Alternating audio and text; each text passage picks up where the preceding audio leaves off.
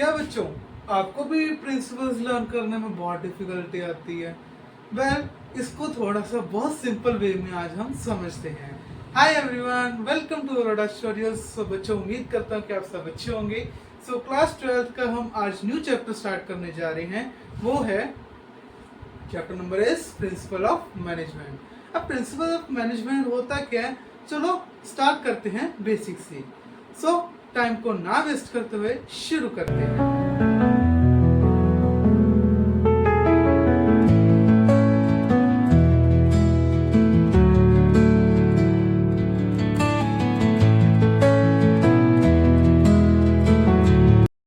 अब हम बात करते हैं कि आज हम टॉपिक्स कौन से कवर करने जा रहे हैं इस चैप्टर में।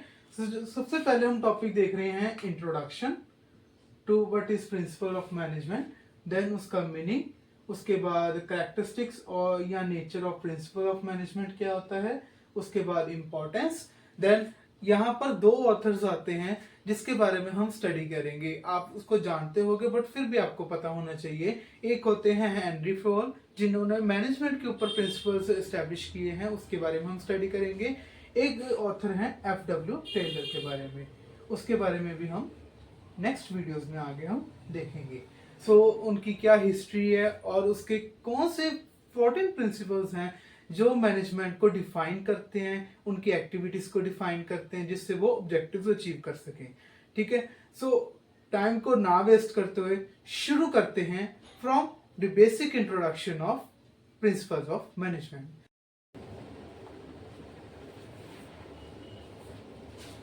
अब हम समझते हैं प्रिंसिपल्स ऑफ मैनेजमेंट होता क्या है।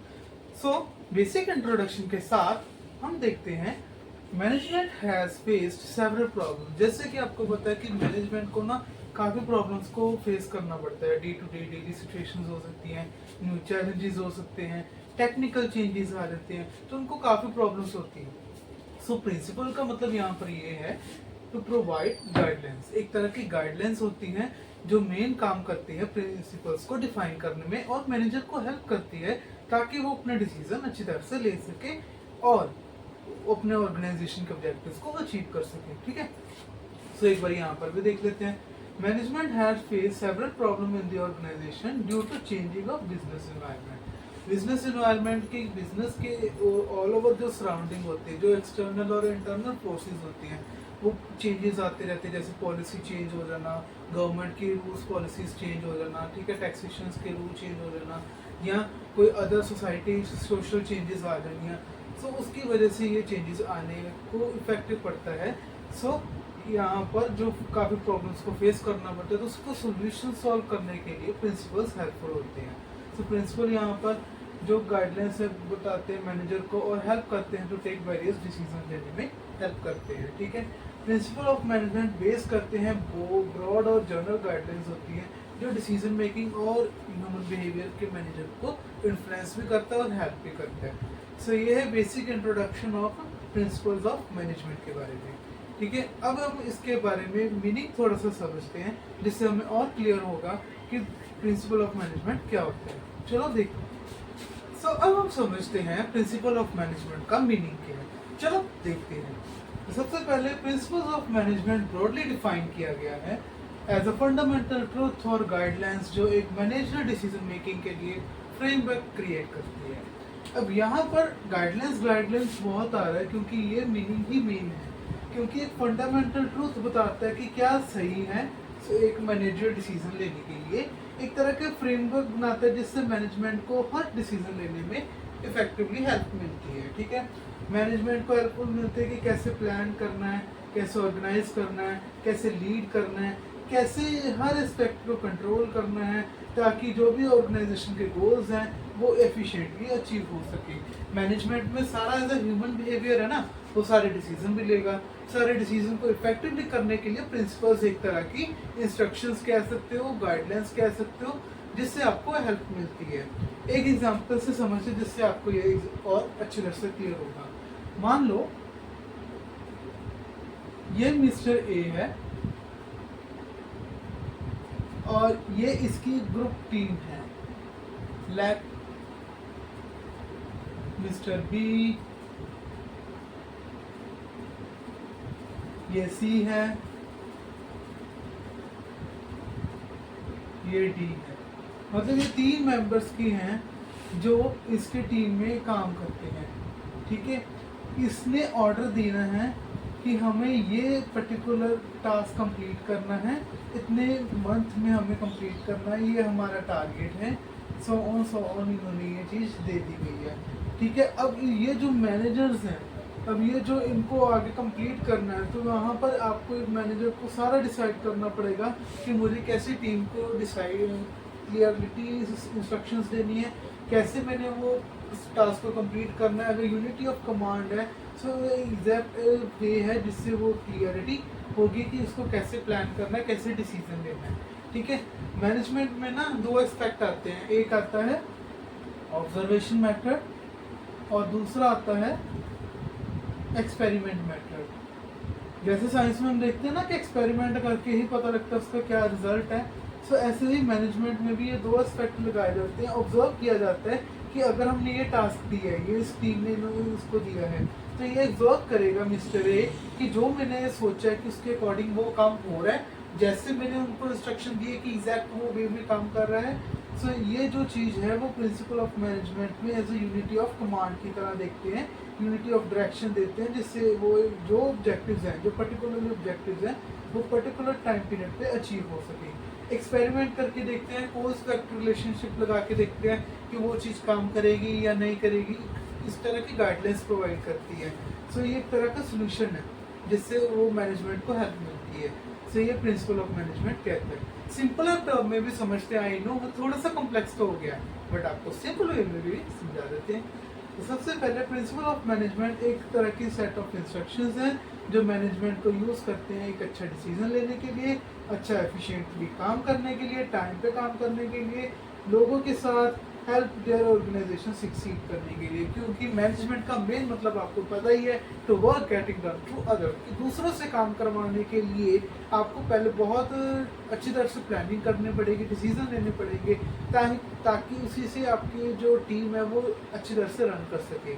सो ये है मीनिंग। अब हम बात करते हैं नेचर या करैक्टरिस्टिक्स क्या है प्रिंसिपल ऑफ मैनेजमेंट के बारे में। चलो देखिए। सो अब हम समझते हैं फीचर्स, करैक्टरिस्टिक्स या नेचर क्या होता है। देखो, बोर्ड क्लासेस में या आपके स्कूल के एग्जामिनेशन में ये बहुत इंपॉर्टेंट टॉपिक होता है, जिसमें आपको चाहे फीचर्स पूछ लें या नेचर पूछ लें या आपसे पूछ लें कि characteristics of principle of management क्या होता है, ठीक है।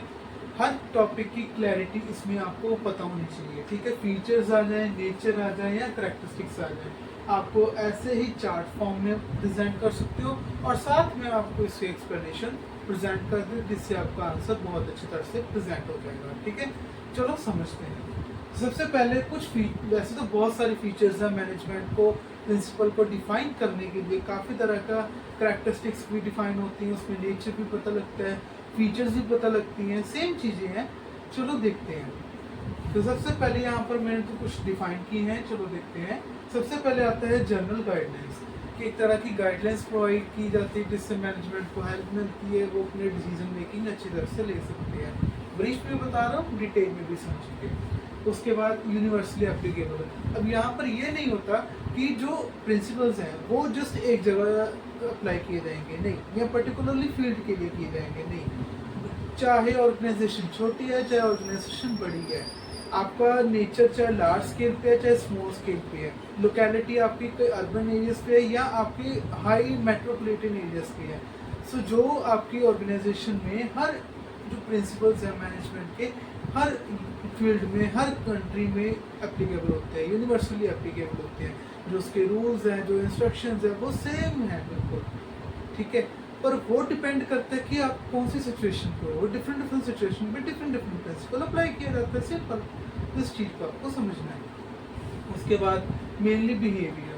अब यहाँ पर जो है मैनेजमेंट ह्यूमन एस्पेक्ट पे काम करता है। सो मैनेजमेंट को कैसे एम्प्लॉयज़ को अपना जो उनके जो पर्सनल इंटरेस्ट है उसको बिल्डअप करना है, उसको सेटिस्फेक्शन देना, सोसाइटी को एक अच्छी रिस्पॉन्सिबिलिटी क्रिएट करना, उनको जो वो प्रोडक्ट्स सेटिस्फाई कर रहे हैं कंज्यूमर तक को सेटिस्फेक्शन दे सकें, ठीक है, प्रोड्यूस कर रहे हैं वो अल्टीमेटली कंज्यूमर को नो मतलब इको हार्मफुल जो प्रोडक्ट्स है उसको ना यूज़ करें, इको फ्रेंडली प्रोडक्ट प्रोड्यूस करें, ये मेनली काम करता है, ठीक है।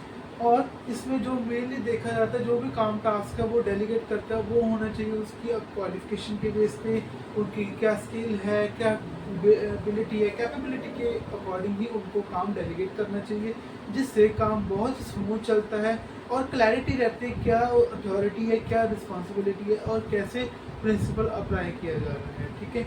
सो मेनली बिहेवियर पे भी काम करता है। देन उसके बाद कॉज एंड इफेक्ट रिलेशनशिप। अब यहाँ पर ये तो नहीं है कि जो सोल्यूशन दिया है, अब यहाँ पर जो प्रिंसिपल है वो एक तरह के इंस्ट्रक्शंस हैं, वो एक परमानेंट सोल्यूशन नहीं है कि उसको पर्टिकुलरली यूज़ किया जाएगा। सो उसको पहले ऑर्गेनाइजेशन में अप्लाई किया जाएगा, देन उसके बाद देखा जाएगा कि इसका क्या इफेक्ट आ रहा है। सो कॉज इफेक्ट रिलेशनशिप पता लगता है इसके बारे में, ताकि जो प्रिंसिपल हम अप्लाई कर रहे हैं वो पर्टिकुलरली काम कर रहा है या नहीं, क्या क्या चेंजेस करनी पड़ेगी, सो पर्टिकुलरली ऑब्जेक्टिव्स को अचीव करने के लिए सब करना पड़ता है, ठीक है जी। देन उसके बाद फ्लेक्सिबल। अब ये तो नहीं है कि जो मैनेजमेंट का जो प्रिंसिपल है वो जो जहाँ पर स्टेबल हो गया, नहीं, वो कभी भी स्टेबल नहीं होगा, क्योंकि बिजनेस इन्वायरमेंट में काफ़ी चेंजेस आती हैं, टेक्निकल आ गई, डायनामिक्स आ गई, काफ़ी चेंजेस पॉलिटिकल हो गई, ठीक है, गवर्नमेंट के कोई चेंजेस आ गए, इंटरनल फैक्टर्स से कोई चेंजेस हो रही हैं, पॉलिसीज़ को मॉडिफाई करते जाते हैं, मैनेजर्स मॉडिफाई करते जाते हैं, जैसे जैसे सिचुएशंस आती हैं वैसे वैसे वो अपने जो प्रॉब्लम्स हैं उसका सोल्यूशन लेके आते हैं, और जो पॉलिसीज़ हैं, जो प्रिंसिपल्स को अप्लाई किया उसका जो तरीका है वो बदलते रहते हैं, ठीक है। सो ये भी इसमें इम्पोर्टेंट है। देन उसके बाद बेस्ड ऑन सिचुएशन, वही सिचुएशन के बेस पे किए जाते हैं प्रिंसिपल्स। हर प्रिंसिपल डिफरेंट सिचुएशन पे अप्लाई किया जाता है, हर सारे प्रिंसिपल एक सिचुएशन पे अप्लाई नहीं किए जाते हैं, ठीक है। देन उसके बाद ये मेनली मैंने आपको बताया है, अब हम इसका डिटेल में समझते हैं। एक बारी मैं आपसे रिक्वेस्ट करता हूँ कि आप जो भी आप टॉपिक इस वीडियो में देखते हो एक बारी अपनी बुक से भी रेफर करें, जिससे आपको और अच्छी तरह से क्लैरिटी आती है। स्टिल कोई भी डाउट हो तो आप कमेंट सेक्शन में पूछ सकते हो, ठीक है। और मैं बहुत ही खुश होता हूँ कि आप हमारे कमेंट सेक्शन में रिप्लाई करें, जिससे मैं आपको इमीडिएटली आपको रिप्लाई कर सकूँ, ठीक है। और बहुत ही सिंपल वे में समझते जाएंगे और अच्छी तरह से क्लियर करते जाएंगे। अब टाइम को ना वेस्ट करते हुए आगे हम इसकी बेसिक डिटेल में समझते हैं कि ये पॉइंट्स एग्जैक्ट में क्या है। सो अब हम समझते हैं प्रिंसिपल्स को, करैक्टरिस्टिक्स को बहुत ईजी वे में स्टेप बाय स्टेप। सबसे पहले हम देखते हैं यूनिवर्सली एप्लीकेबिलिटी। जैसे कि मैंने बताया कि जो प्रिंसिपल्स हैं वो यूनिवर्सली अप्लाई किए जाते हैं हर ऑर्गेनाइजेशन में। वो ये नहीं देखते कि उसका क्या साइज है, ऑर्गेनाइजेशन का क्या नेचर है, वो नहीं मैटर करता मेनली, क्योंकि मैनेजमेंट हर फील्ड में काम आती है ना, चाहे आप कोई भी सेक्टर में हो, मैनेजमेंट तो हर जगह है ही है। तो वहाँ पर जो भी फ्रेमवर्क यूज़ किया जाता है उसको एक प्रॉपर फ्रेमवर्क के साथ यूज़ करना, और साथ के साथ जो प्रिंसिपल्स है वो डिफरेंट सिचुएशन के अकॉर्डिंग अप्लाई करना ही यूनिवर्सली अप्लाई किया जाता है। फॉर एन एग्जांपल, जैसे कि एक आपको किसी ने कहा है, आपके मैनेजर ने, कि अपनी टीम को जो भी टास्क है वो छोटे छोटे हिस्सों में डिवाइड करो, ठीक है, छोटे छोटे हिस्से में, यानी कि एक पार्ट मिस्टर बी करेगा, देन मिस्टर सी करेगा, दूसरा पार्ट करेगा मिस्टर डी करेगा, ठीक है। ये डिफरेंट पार्ट्स में डिवाइड करना, ठीक है।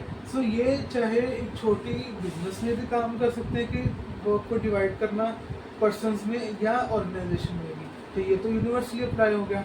सो ये प्रिंसिपल ऑफ मैनेजमेंट ऐसे ही यूनिवर्सली अप्लाई किया जाता है, ठीक है।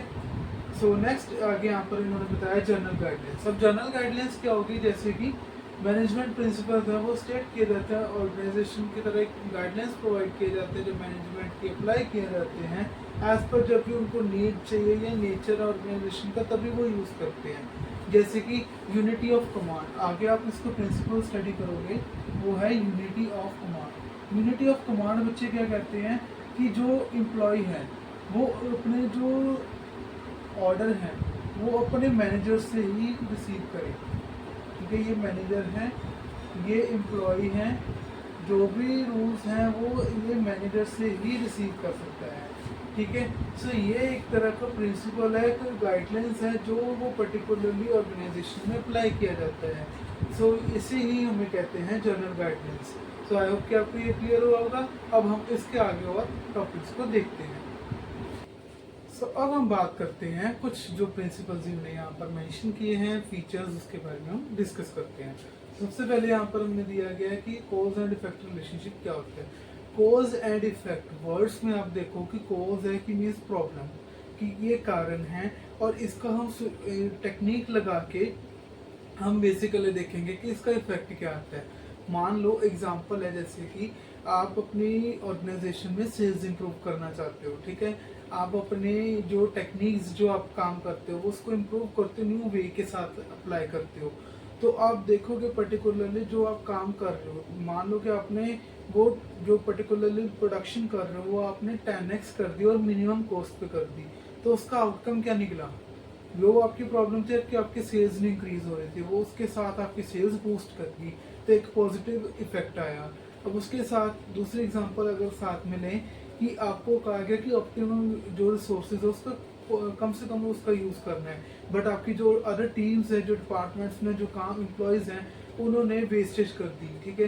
वेस्टेज करने के साथ कॉस्ट इंक्रीज होगी, जिसके साथ प्रोडक्ट की कॉस्ट है वो भी इंक्रीज होगी, और जिससे वो प्रोडक्शन जो मार्केट में वो प्रोडक्ट फेल होगा, वहाँ पे नेगेटिव इफेक्ट आ गया। तो कॉज एंड इफेक्ट रिलेशनशिप चलता है, जिसके साथ थिंकिंग और एक्शन के साथ काम चलता है, कि जो आपने एक्शन लिया उसका क्या आउटकम क्या निकला है, ठीक है, उसका क्या रिजल्ट निकला है, उससे हमें पता लगता है। सो ये प्रिंसिपल यहाँ पर भी डिफाइन करता है कि कॉज एंड रिलेशनशिप है, जिसमें बेसिकली एक्शंस बताते हैं कि जो हमने प्लान किया, आप एक्शंस ले रहे हैं, उसका क्या आउटकम है, क्या उसका पॉजिटिव इफेक्ट आ रहा है या नेगेटिव इफेक्ट आ रहा है। अगर नेगेटिव इफेक्ट आ रहा है तो उसके क्या डेविएशंस है, क्या कारण है जिसकी वजह से वो काम हो रहा है। अगर पॉजिटिव है तो उसका कौन से सेक्टर है जिससे वो चीज़ इम्प्रूव हुई है, ठीक है। सो बेसिकली यहाँ पर ये चीज़ आती है। अब फ्लेक्सिबिलिटी के बारे में हम बात करते हैं। फ्लेक्सिबिलिटी कहती है कि जो मैनेजमेंट के जो प्रिंसिपल्स है ना, वो कभी भी फ्लेक्सिबल नेचर के ही होते हैं, वो कभी भी स्टैटिक नेचर के नहीं होते। स्टैटिक का मतलब एक जगह के स्टेबल होना, कि जो प्रिंसिपल डिफाइन कर दिया है कि यही अप्लाई होगा हर ऑर्गेनाइजेशन में हर टाइम पे, ऐसा तो नहीं है, क्योंकि ऑर्गेनाइजेशन में चेंजेस भी काफ़ी आएंगे, उसके साथ जो टेक्निक्स हैं, टेक्नोलॉजी है, वो भी चेंजेस होंगी, इसको काम करने का तरीका भी अपडेट होता जाएगा। तो यहाँ पर फ्लेक्सिबिलिटी आने की ज़रूरत है, क्योंकि सिचुएशन बहुत डिपेंड करती है कि कौन सी सिचुएशन कब आ जाए, किसी को भी नहीं पता होता। तो सिचुएशन को फेस करने के लिए वो ऐसे प्रिंसिपल्स होने चाहिए जो फ्लेक्सिबल हों, मॉडिफाई कर सके मैनेजमेंट की तरफ से मैनेजमेंट कर सके, जिससे वो फ्लेक्सिबिलिटी नेचर आ सके, कभी भी एक जगह पर नहीं रहता। फॉर एग्जाम्पल, जैसे कि पहले मीटिंग में कहा जाता है कि आपको मैनेजमेंट जो बॉस है आपका, उसी की आपके ऑर्डर लेने हैं।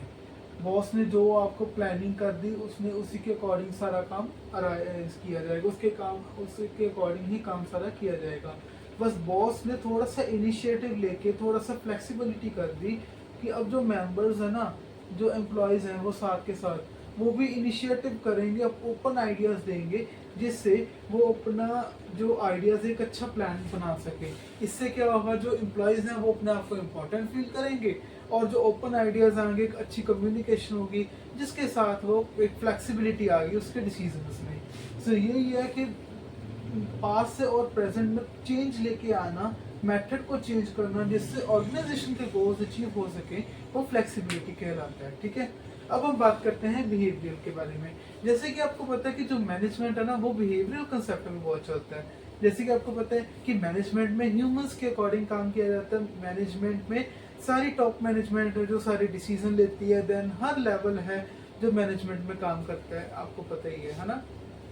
सो वहाँ पर बिहेवियरल के बेस पे होना चाहिए। जैसे कि आपको कहा गया कि आपको पर्टिकुलरली टास्क डिवाइड करनी है ऑर्गेनाइजेशन में, तो आपको पर्टिकुलरली पर्सन्स को उस अकॉर्डिंग एलोकेट करना पड़ेगा, उसकी एजुकेशन के अकॉर्डिंग है, स्किल क्या है, एबिलिटी क्या है, कैपेबिलिटी क्या है, वो सारी चीज़ें देख के उसको काम अलॉट करना पड़ेगा। अगर आप ऐसे नहीं करते हो तो वो बैलेंस है वो डिसबैलेंस हो जाएगा। कैसे, चलो देखते हैं। मान लो कि आपको एक आप पर्सन हो, ठीक है, आपके पास 4 पर्सन का ग्रुप है, ठीक है, 1 2 3 and 4 पर्सन का ग्रुप है और आपको एलोकेट करना है। एक पर्टिकुलर टास्क है कि आपको एक प्रॉफिट्स की आपने बैलेंस शीट बनानी है, प्रॉफिट्स के साथ बैलेंस शीट भी बनानी है। और से अकाउंट्स का ही है, ये अकाउंट्स डिपार्टमेंट का है। सो सबसे एक पर्सन को कहा जाएगा कि आप सारा रिकॉर्ड कर लो, टैली कर लो सारा, ठीक है। एक का कहा जाएगा कि आप उसको सबमिशन कर दो सारे जो भी उसकी रिक्वायरमेंट्स हैं।